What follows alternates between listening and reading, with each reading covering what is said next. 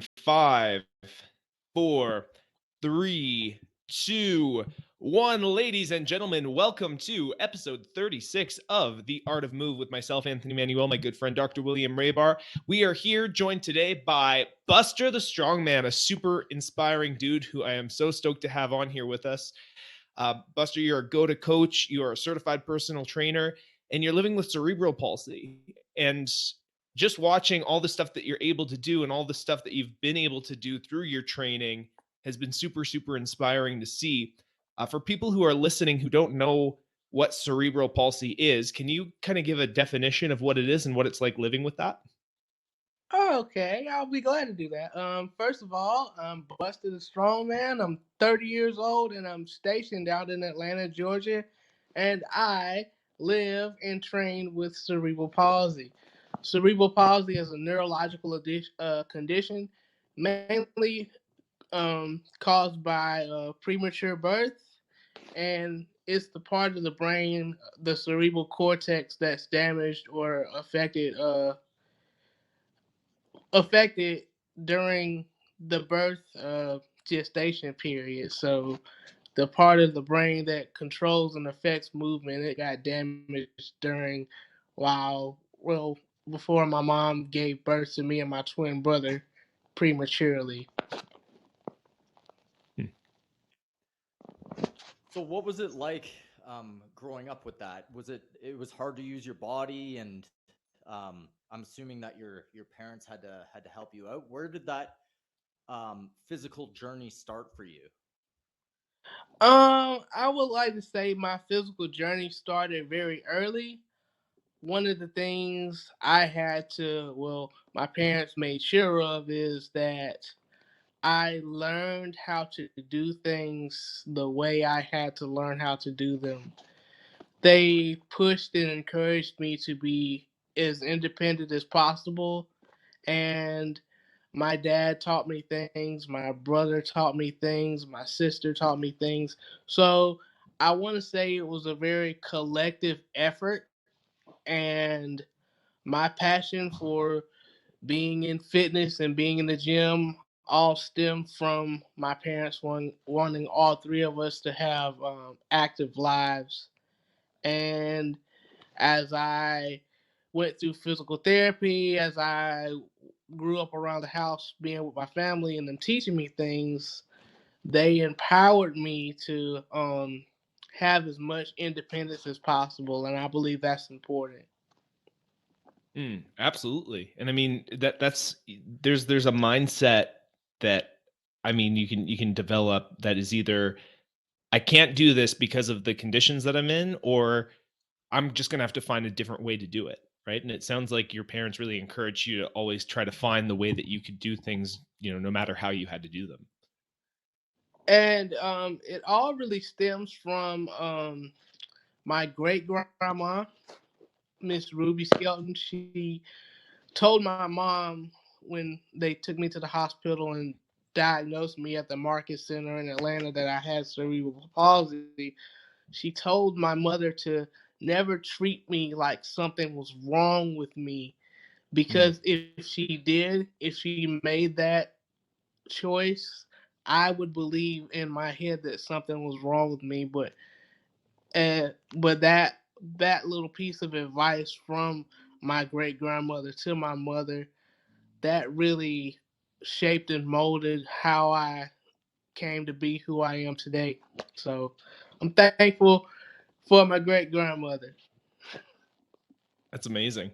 So you obviously started physical therapy when you were pretty young, and you're now a certified personal trainer. You're wearing the GOATA hat as well. What's a little bit of your movement history like? What sort of challenges were you facing, and how did you kind of approach them from that physical training perspective? Um, I really want to say I came and I still have a strength training background. So strength training was really big for me because as I grew, I wanted to play sports, and I was a high school wrestler. I won only one match Right. out of 4 years, but going through that, losing over and over again, it really taught me that I really had to fight for what I really wanted to accomplish. Nothing was going to come easy for me overnight. So after graduating high school and my parents not being able to afford physical therapy anymore, I was kind of left to my own devices, so to speak. So at that time, YouTube was getting popular. This is around 2009, 2010. And I started to look around and I was like, how am I going to keep myself in shape? I'm not in weight training anymore. How am I going to do this at home? And I don't have the resources to join a gym. So what am I going to do? And I started typing in exercises for people with CP, and I couldn't find anything. So Hmm. I had an iPod Touch fourth generation.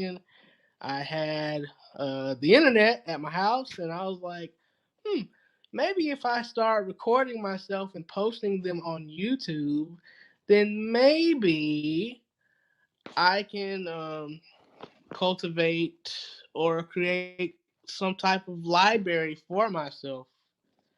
And over time, one of my handstand push up videos got seen by this guy named Ross Enamite. He was really popular Yeah. in this industry, Yep. and he posted my story on his on his blog, and my handstand push up video went from 100 views at the time to 3,000 in about 3 weeks. So he really put me on the map, and I started to create my own content around 2014, 2015.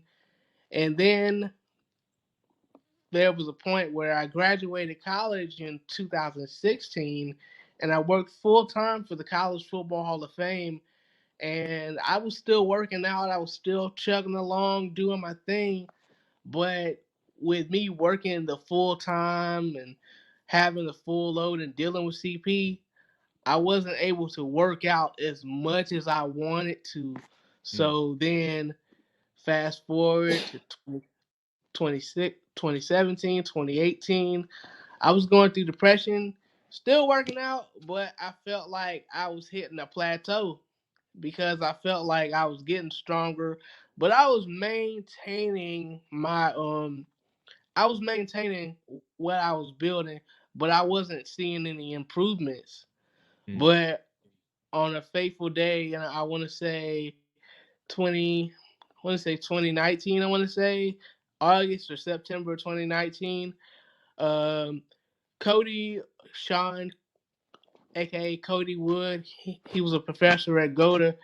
He slid in my DM after seeing a video of me pushing tires and whatever, and he was like, "Do you know any of my professor coaches, my coaching friends, Ricky and uh, Gary and Gilly and some of the other master coaches of GOATA?" And I was like, "No, I don't know him." I was like, "Who's this guy?" He was like, "I want to help you, man. I want to help you walk." And before then, I was in the tub taking a bath. I was just soaking.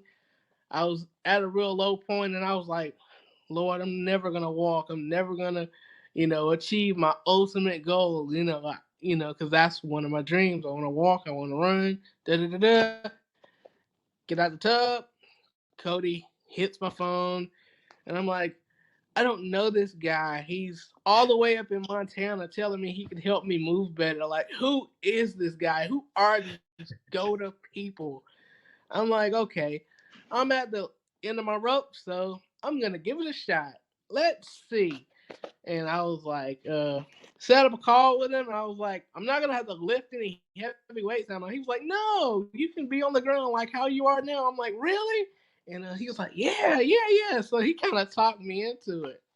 So I started doing it. Cody gave me a few stretches and a few groundwork drills, and safe to say the rest is history. That's And really cool to hear. Sorry, go ahead.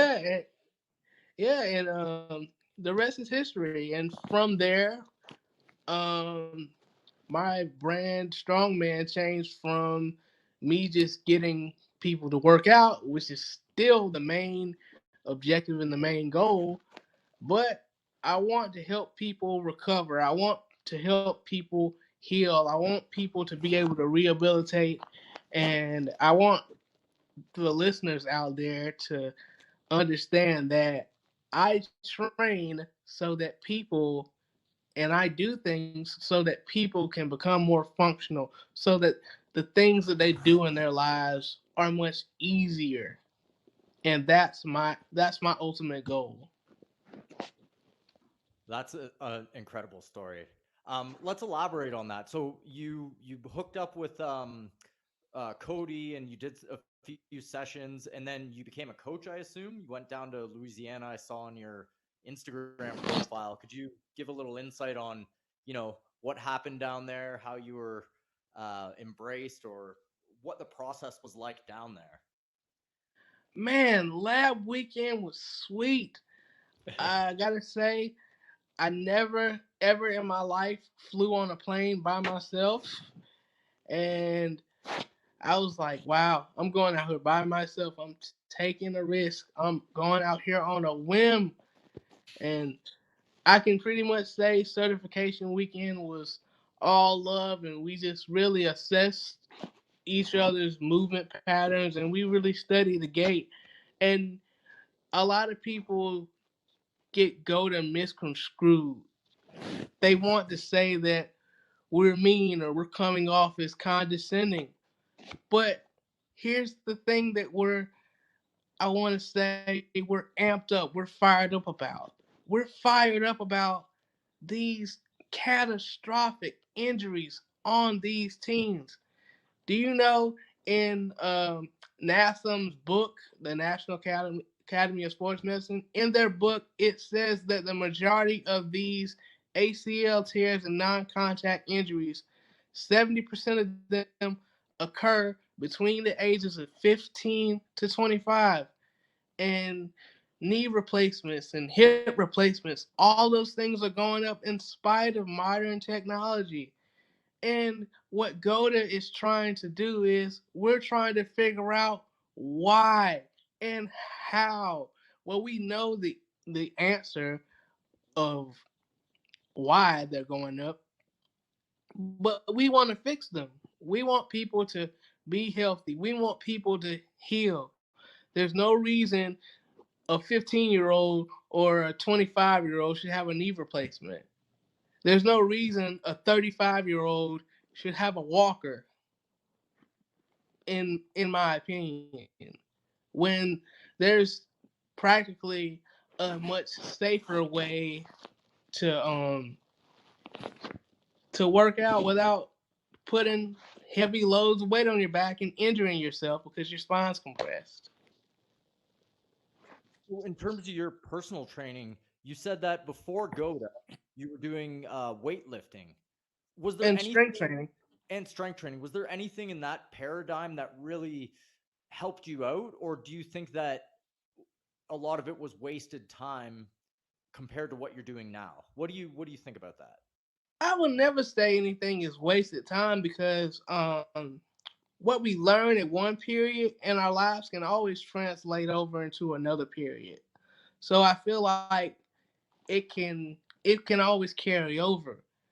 But the thing is, with me, I wasn't paying attention to my knees are collapsing, or my head's too far over, or the position of the body, and that's what GOATA really helped set in place for me.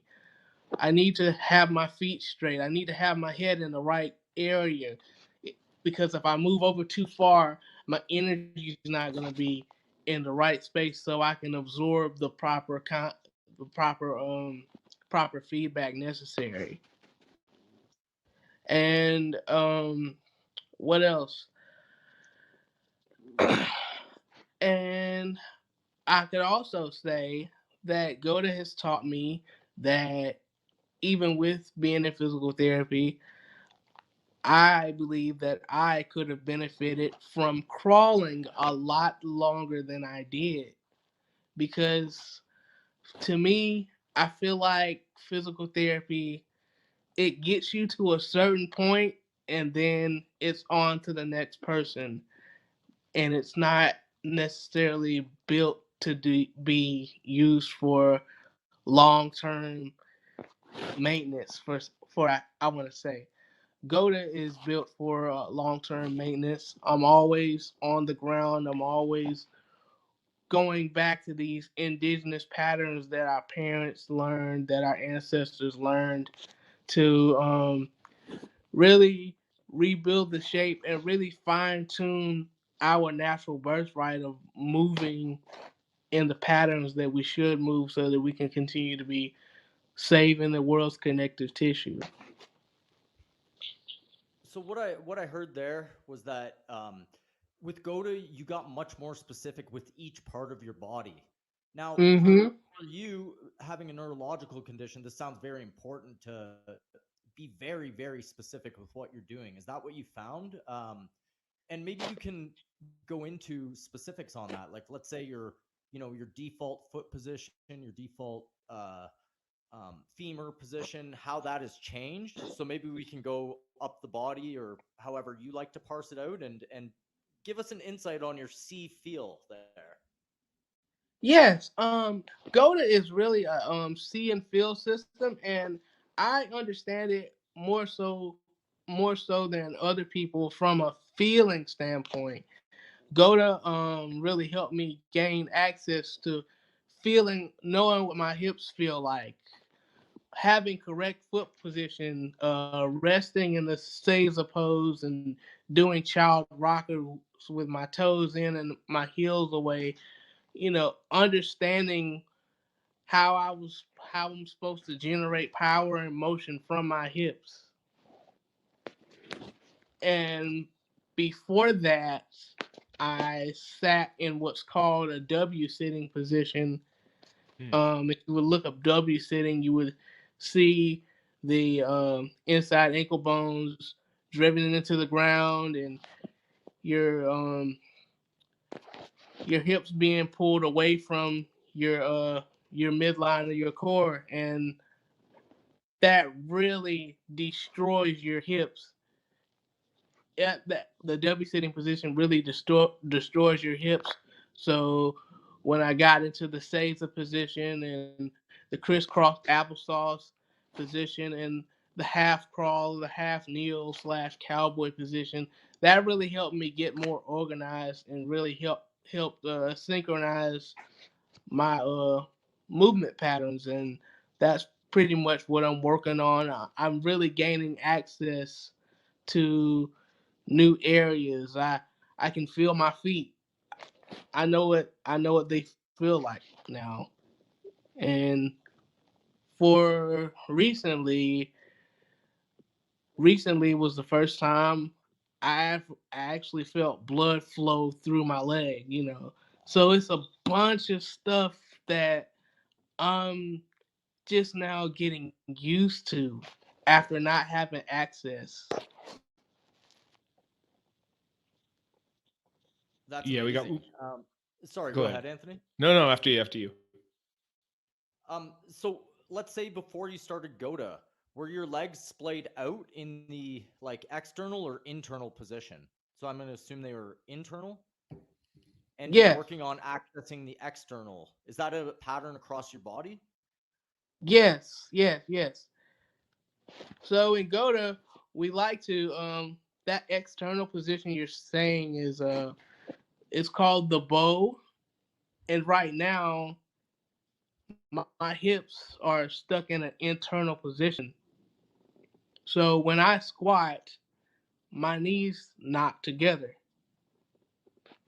but I need to push them out. So I'm working in the child rockers position each and every single day to gain access to my hips, and I no longer have lower back pain thanks to the Hmm. resting patterns and the basic positions of doing GOTA for about 2 years.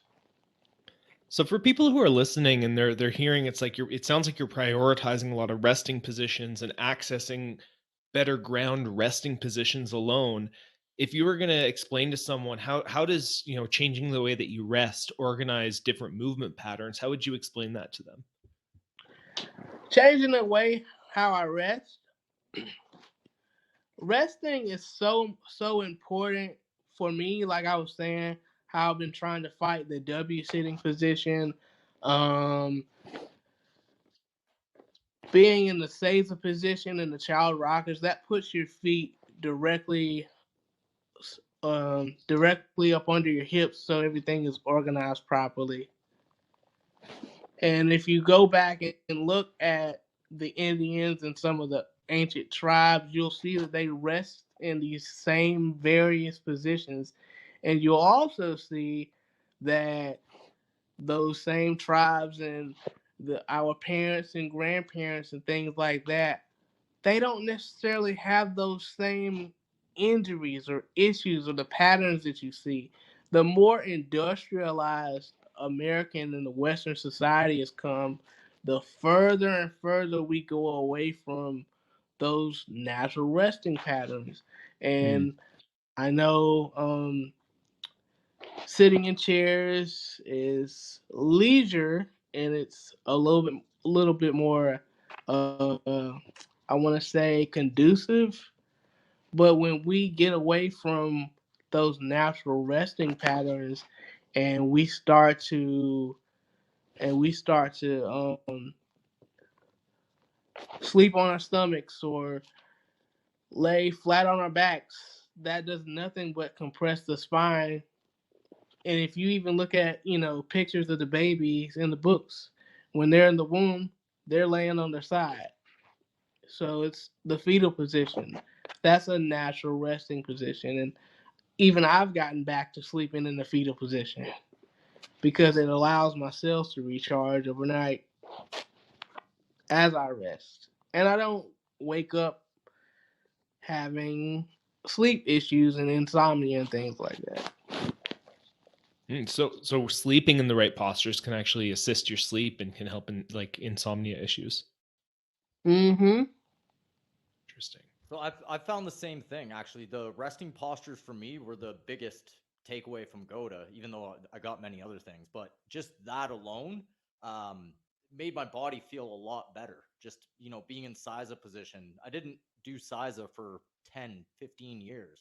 And then even just accessing that for 5 minutes feels amazing. It lets the nervous system in the legs relax, right? So that's a great insight there. And sleeping fetal, I always did it. And even as a chiropractor, there's debate. It's like, how people should sleep? We don't know, right? So fetal for me actually is the position that I find the most comfortable now that I've been playing with it on the ground. Okay, so when I'm in fetal, I get in that position, I turn over every half hour kind of naturally, and then I'll, fall asleep on the ground and go to bed. So that's amazing insight. And I think that most people can take away resting on the ground as one of the easiest, lowest hanging fruits you can do to change your body.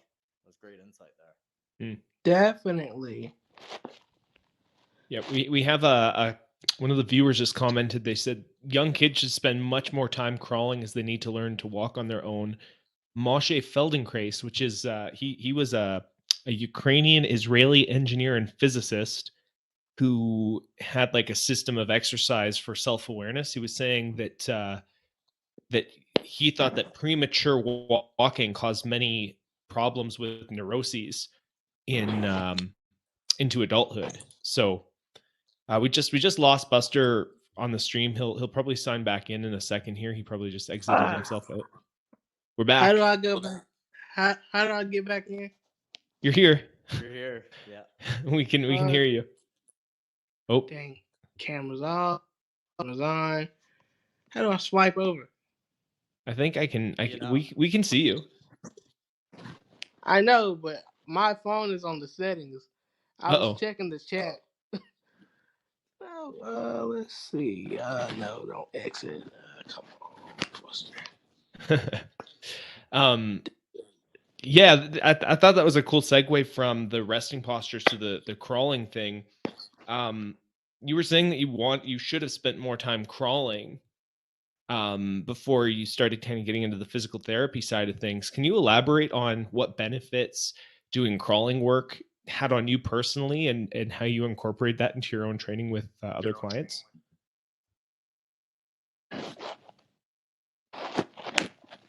Here I am. I'm sorry. No worries, man. No worries. Did you catch any of that last bit, or did you get cut off for a second? I got cut off for a second. Okay, I was just saying the last question was about crawling specifically, and you had mentioned that you kind of wish that you had spent more time crawling before you got into some of the physical therapy stuff. What in your mind does crawling benefit for you personally, and why would you incorporate that into someone else's program? Crawling, it's a regression to walking. Hmm. And when you think about it, it really teaches the body how to coordinate. And what more crawling would have done for me, it specifically would have strengthened my ankles, because my ankles, they are turned out right now. So, well, my feet are turned out. So if I crawled and I, took more time and really focused on just that crawling and getting that coordination pattern down, I really believe that, doing a little bit more crawling earlier in my life would have fixed my walking gait much quicker.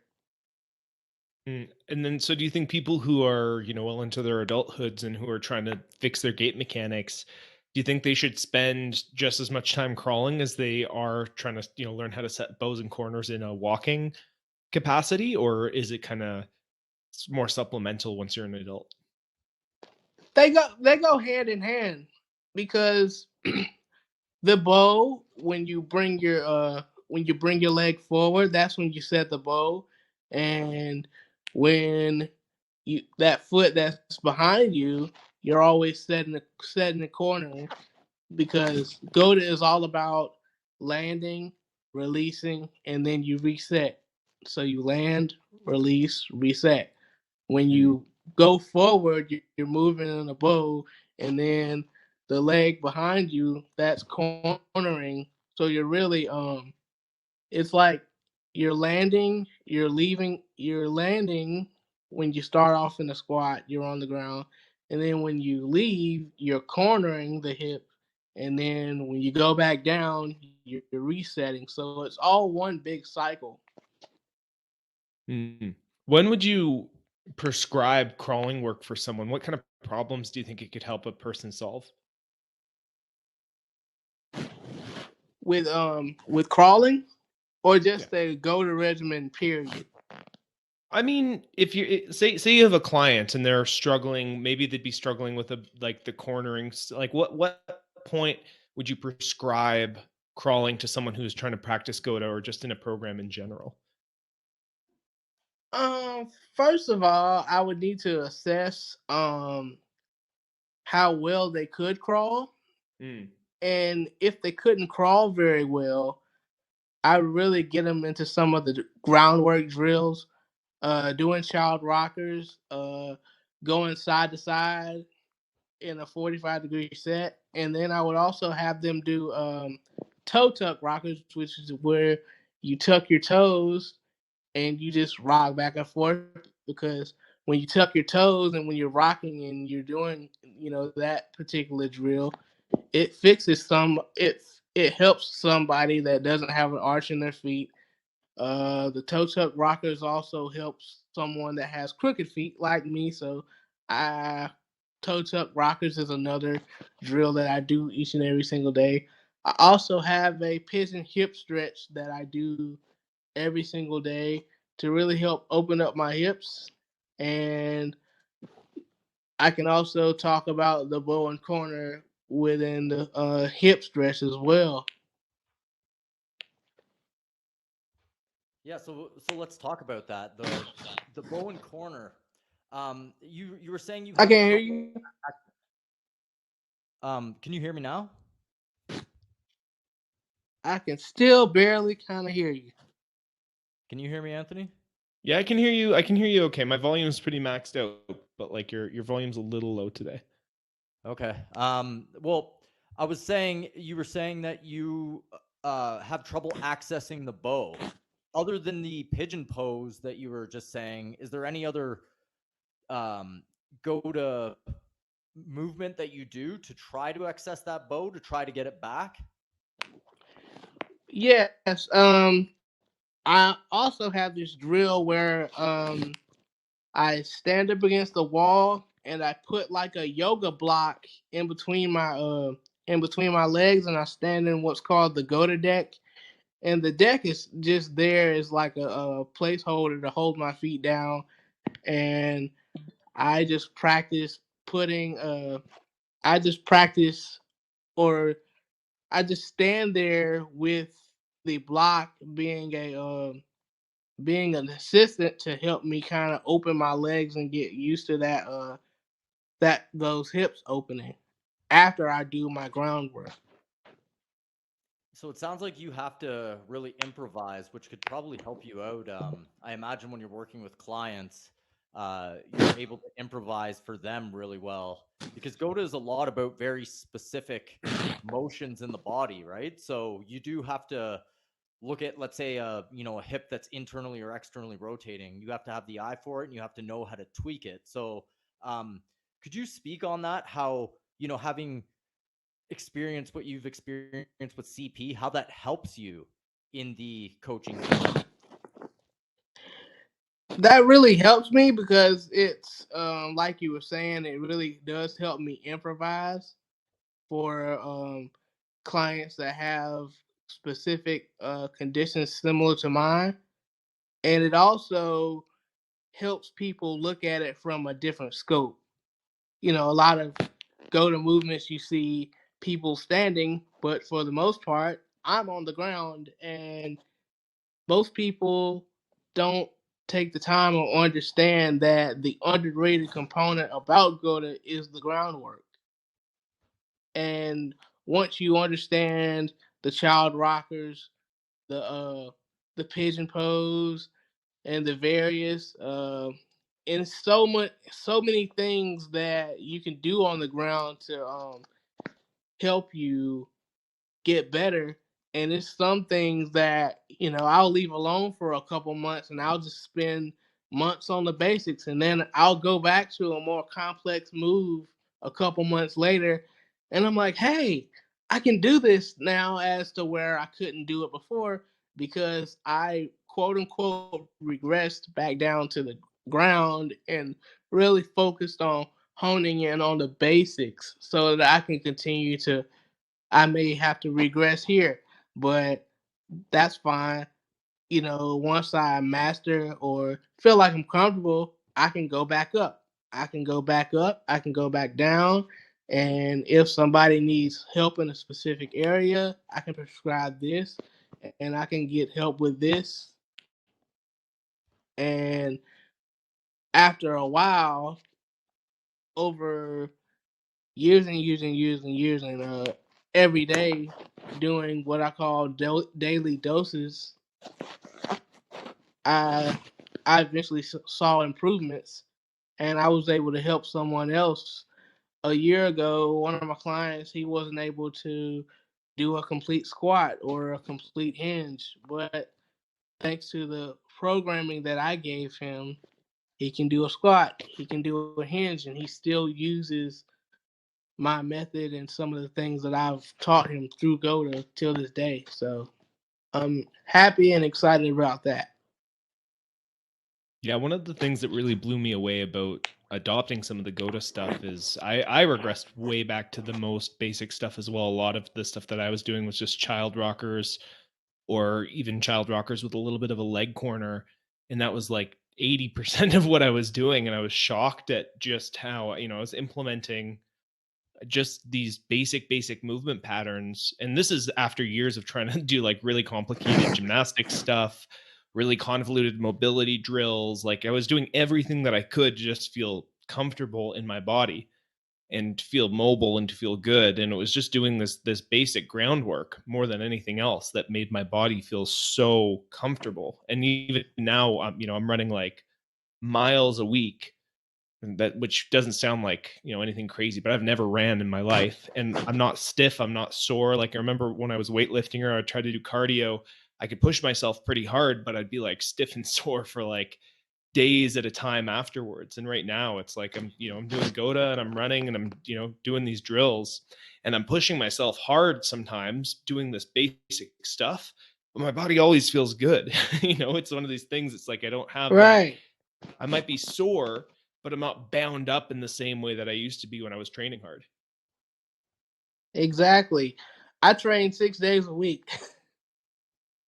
And when I was weightlifting primarily, I could only train, I'd say maybe 3 to 4 days a week.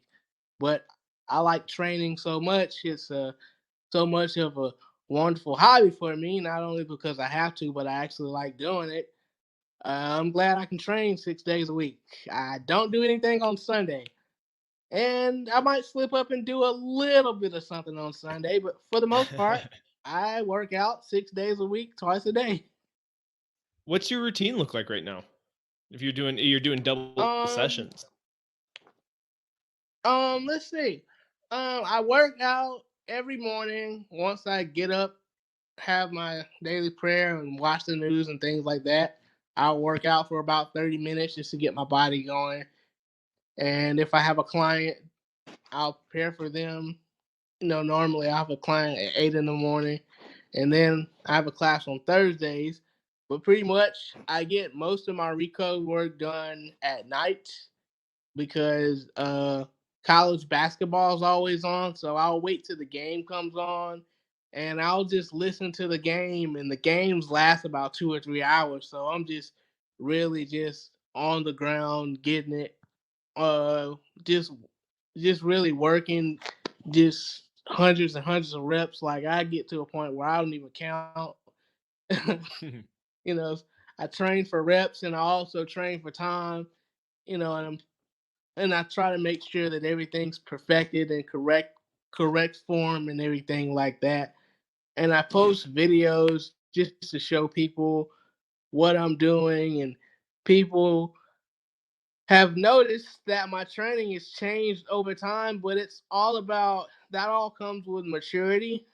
And I feel like with with age and progress and you understanding your body and doing what makes you feel happy and fulfilled, I feel like that's important.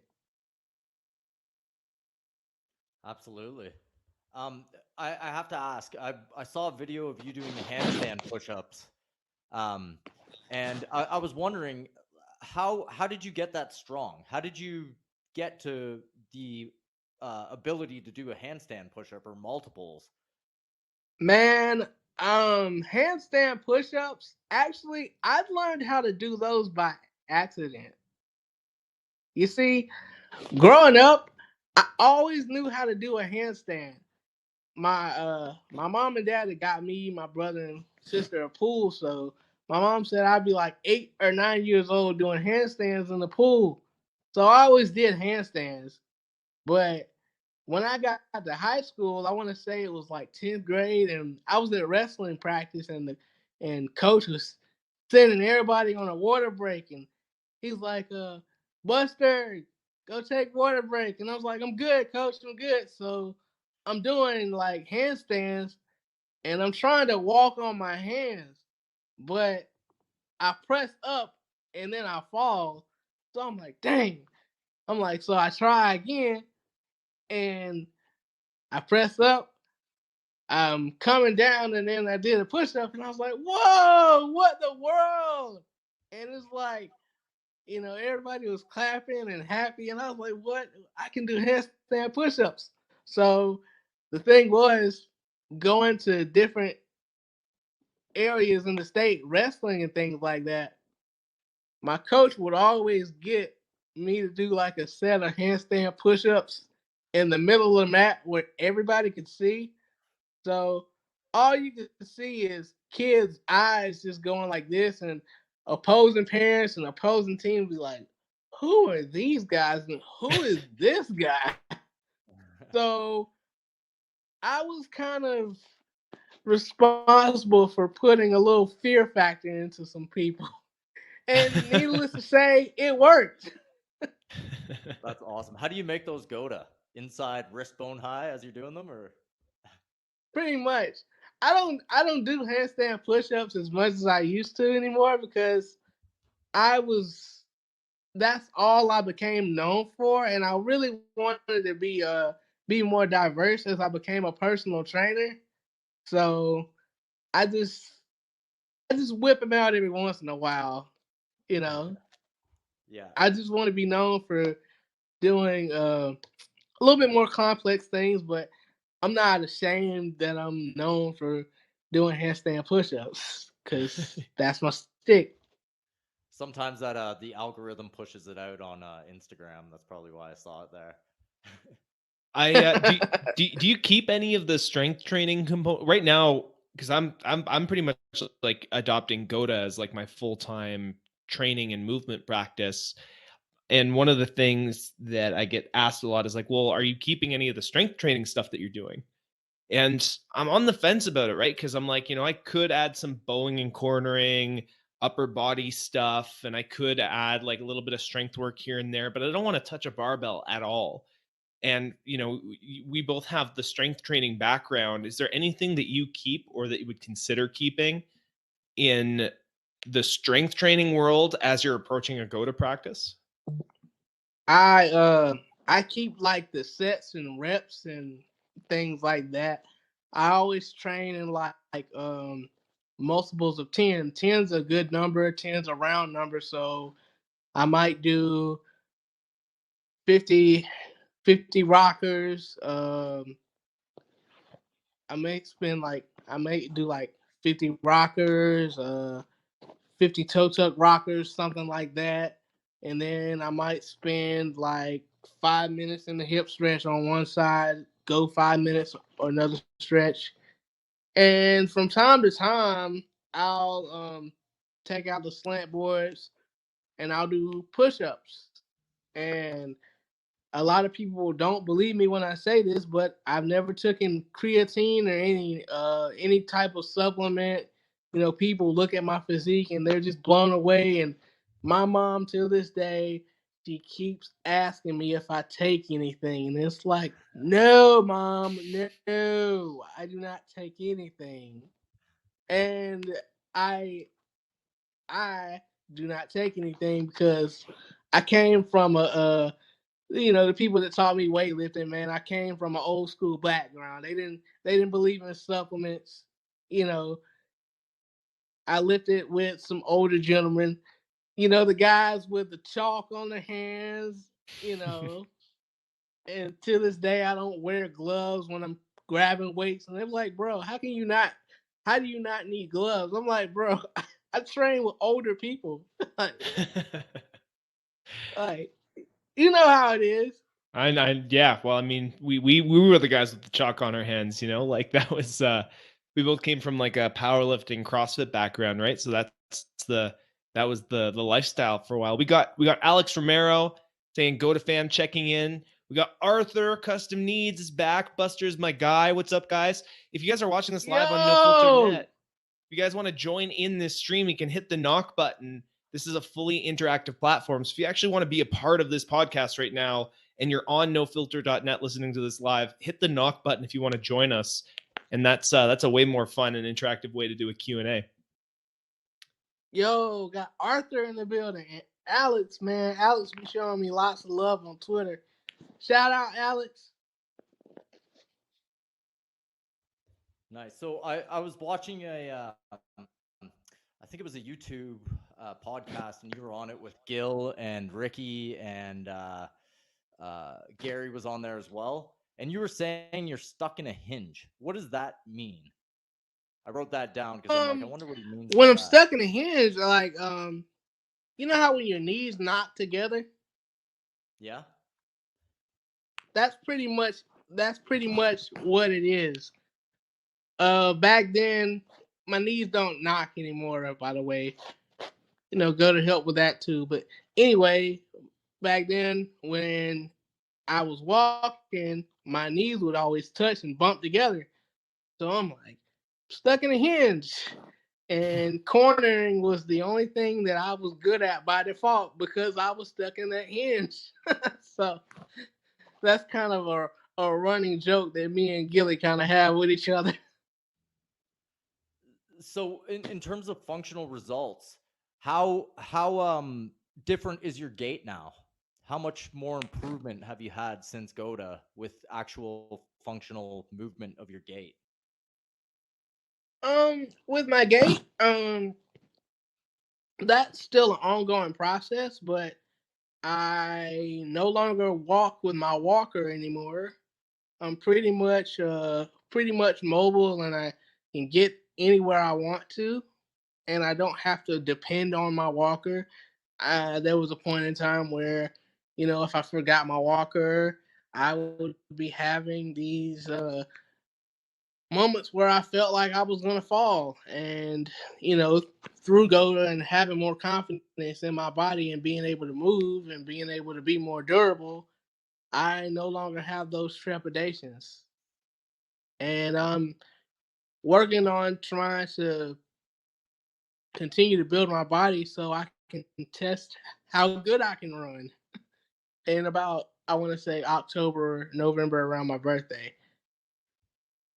That's Because I nice. ran back in like last year, November, and it got a lot of likes on Instagram and whatnot. But uh, Gilly, he kind of dinged me and he said, I know you want to run and stuff like that, but you gotta just take your time. You don't want to run on flat tires. So I'm like, I'm gonna try it again in November though. So that Oh, gives me enough time to build up for it. I Do think the Gilly, year-long progress. yeah, I think Gilly's Huh? right on about that. I was sprinting about 2 years ago when I realized that I was dropping inside ankle bone low uh, to the max on my right, and I'm like, you know what? I'm gonna give up sprinting for a couple of years and just do a little bit slower runs and make sure I'm built back up to get to a place where I'm confident in doing that. So I think you're correct or Gil was correct in slowing it down a little bit. But yeah, I'm looking forward to that post when you do it. Yeah, but that's what I was telling you about the crawling and the regression phase of having to regress down to simpler movements. A lot of people look at regressions as a bad thing, but sometimes we need to regress. Sometimes we do need to go back to the basics and really build that structure, and that's what I feel like I'm going through now with the groundwork. I only do like four basic drills right now. The rockers and the going side to side, the 45-degree rockers, really learning how to load my hips and things like that. So I like to keep. Well, I'm in the process of keeping my regimen simple, but I will throw variations here and there so I can show people my progress. Mm. When people are doing things like let's take the child rocker. When people start doing child rockers, what do you see people doing wrong a lot of the times? Is there like a wrong way to do child rockers? There's a wrong way. Some people they come too far forward, and the best thing to do is to go as far as your body allows you. When you start breaking down, when you start going too far forward and you're about to fall flat on your face, stop. And you got to also make sure that you're able to keep your toes in.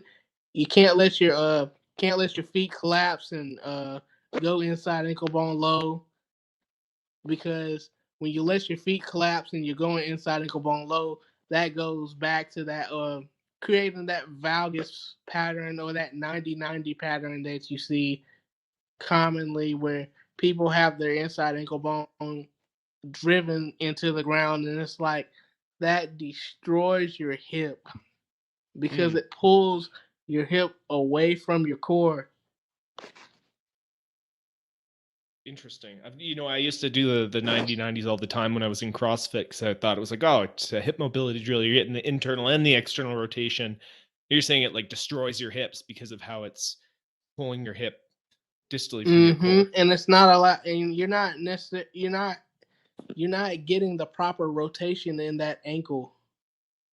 And it's not necessarily a safe pattern that I would want my clients or anybody to train in. Yeah, I found the same thing. Like right now, from doing GOATA and staying in the math, staying in that 22.5 territory, I've been getting a lot more out of the stretches. I would say they're more loaded stretches than I did when I was going, full 90 degrees with the hips, making sure that everything's on the ground. It just works out better in the end when you're keeping in the GOATA math. So that's a good insight there. Definitely. I like doing like the hip stretch that I was telling you about. That's really helping me really open my hips and gain access to different areas that I haven't felt before. So I'm just gonna keep cranking along with those, and I'm gonna continue to practice walking too, because I can even notice, and Arthur can attest to this, my left foot is getting straighter and straighter month by month. So I'm happy about that. My right side is my weak side, so that's pretty stubborn, but it's coming along. It's coming along. When you have a weak side, do you spend more time on that side, or do you pretty much do equal amounts of work for both sides regardless? I have to spend more time on the right side because I'm having to really get down into the hip capsule or whatever's whatever's ailing or what's really sticky, and that right side is really sticky. So I'm like, maybe if I spend 1 minute on my left side, I might spend 3 to 4 minutes on my right side to make sure, that I know for a fact that it is loose and that I can move fluidly through space like I should.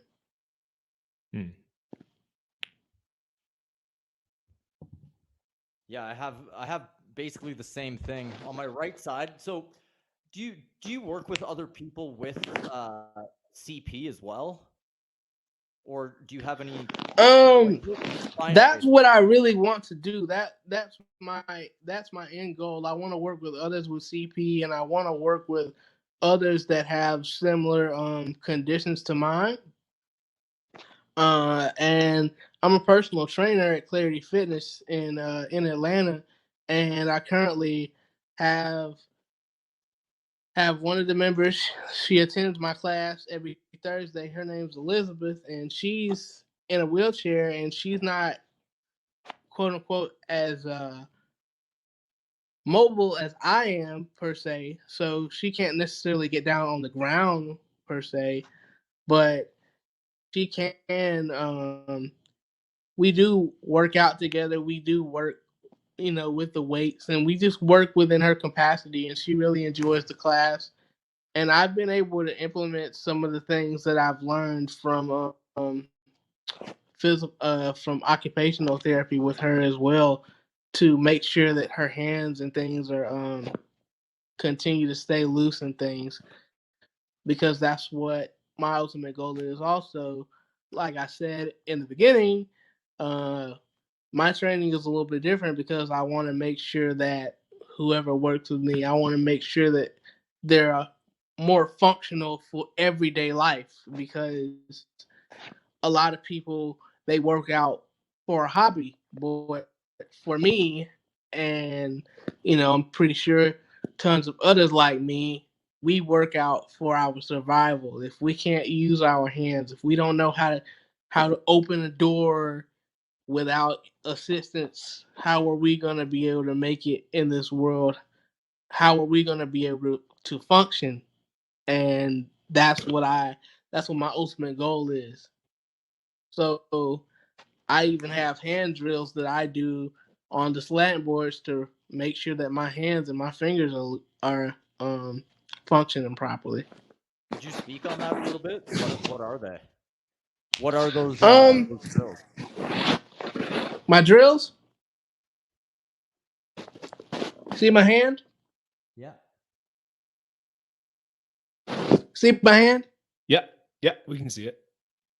Like, for example, I will hold my hand out and I'll just do like this.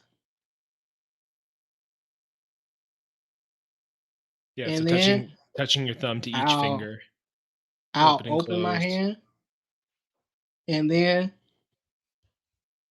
I rotate my wrist and then I'll go back in the other direction.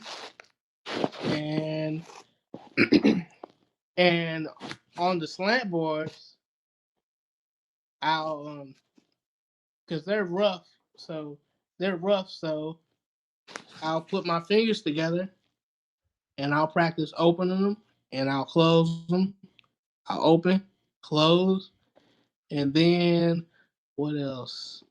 I'll practice bending my fingers because that gives the same effect as the toe tuck rockers. When you bend your toes, that helps you load your ankles, and it really helps you bend your foot. Just like how your hands have to bend, your feet have to bend too. So that's kind of what I'm also teaching myself, how to put weight, how to load my ankles, how to load my hips, because that's what I really missed from physical therapy and growing up. And it's no shot or any diss. I don't want anybody to think that. It's just with technology and time, what we knew back then is completely nothing to what we know now. Fast forward 20, 30 years, you know? Yeah. You have to be on the right map though, as well, right? And that's Yeah. where GOATA comes in. It's Mm-hmm. great insight what you said about the hand, because with my hands, I'm a chiropractor. I work with them every day. For the longest time, they were sore, and I just never gave love in particular to my fingers. Never worked on my tactile feedback in my hands, and just doing 5 minutes every few days has worked wonders within pain in the joints and just even using your hand, you know? So that's great insight there. And when you were mentioning a toe tuck in the child rocker, do you actually mean curling the toes in as you're doing it? And you know how like you get up on the you get on the balls of your feet, you Yeah. bend your toes. So Oh, you're so you're digging your bending them toes into up the ground. or into the ground. Mm-hmm. Yeah. So it's almost like you would be stretching them out as you're pushing the ball of the foot into the ground while the toes are stretched in that child rocker position. So when you rock back, presumably you get that stretch in the ankle and the toes. Okay. Yeah. Mm-hmm. Yeah, I'm trying to do it. That's actually like the hardest thing in the world for me to do because my feet always want to turn in as soon as I tuck my toes there. I get the tightest ankles in the freaking world. It's crazy. So I'm gonna have to do that. I'm gonna have to put on some college ball and just spend 2 hours doing those toe rockers. Definitely. They were a bit difficult for me when I first started doing them too. Uh and doing the toe tucks, man, your hips feel so narrow. And I'm like, I've never gotten used to the narrow feeling, but I'm like, I just gotta keep doing it, because Hmm. like Shaquille O'Neal says, the definition of excellence is anything you do repeatedly, good or bad. That's very true. So I wanna put out a last call for anyone who wants to ask questions who's watching live right now. If you guys want to hit the knock button, you want to join, now would be the time to do it because we're going to be wrapping up kind of soon. In terms of mindset stuff, because I think you have one of the most optimistic, positive like mindsets in the world. Where do you see people's mindsets kind of falter, and what advice would you give for people around mindset? Mindset for me, you have to have an extraordinary amount of belief in whatever it is that you set your mind to. You know, I'm from a small town of Thomaston, Georgia. That's a town about an hour and a half south of Atlanta. And a lot of people, how could I say, there's not too many high expectations if you're born with a disability into the world, period. But when you have God, when you have parents, and when you have family members that tell you what you're going to do, give you this blueprint that you have to follow and you're going to follow, and you have the right support system around you saying that yes, we believe in you. Whatever you touch, we're gonna support you. And my family and my friends have always been there to support me and to lead and guide me into the directions. And the best thing that my family ever taught me, especially my father, was nobody in the world owes you anything. You can sit around and you can cry and you can pout all you want, but it's not going to change anything. It's not going to change, because if you stay in one place and if you're going to give up on yourself, then there is nothing that you're going to do to change it. There's nothing that you can do. But once you take that first step, once you take that first inch of effort, just that 1 inch, that's what makes it worthwhile. And I can say to myself that I never believed I was the smartest person. I never believed that I was the strongest, and I damn sure I wasn't the fastest either, because I couldn't run without my walker. But the thing that I did do was I tried, I failed, but I kept trying until I got it right.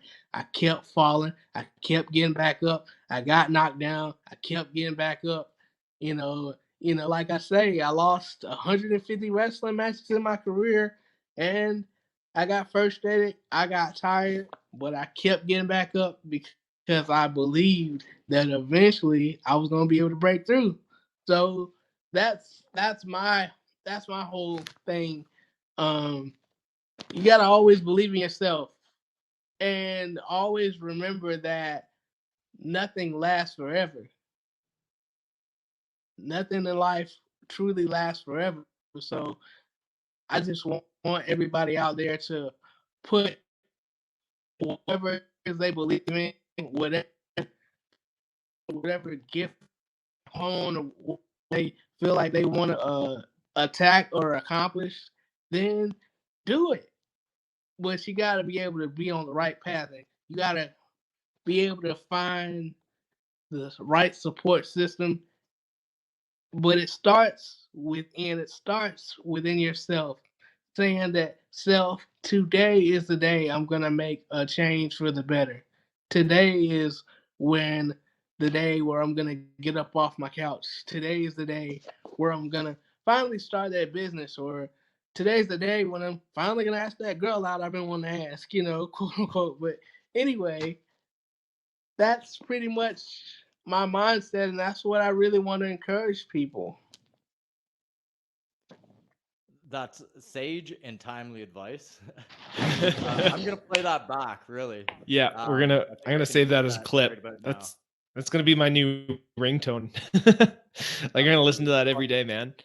This is Buster, I'd like to Thank you. for coming on. That was truly inspirational. I got a lot of great tips from you there as well. So we'd love to have you on again. Yeah, and we will have you on for another episode, Anytime. man. Thank you so much for joining. And for everyone who is listening live, thank you for joining us on nofilter.net. If you're listening on Spotify or iTunes, you can help us grow this podcast by leaving a review, sending a rating, and sharing this with your friends if you found it useful or inspiring. You can also see our upcoming shows at nofilter.net, where we do these live streams that you can interact with. You can enter the live chat, and you can even hit the knock button, join in, and chat with us in person. This was episode 36 of The Art of Move with Buster the Strongman. If you wanted to see Buster on Instagram, he is at Buster_the_Strongman. Go check him out. He has awesome content. He's a great dude, and we're looking forward to having him back on. Thanks so much for joining us today, Buster. You too. Yeah, we'll see you later, guys.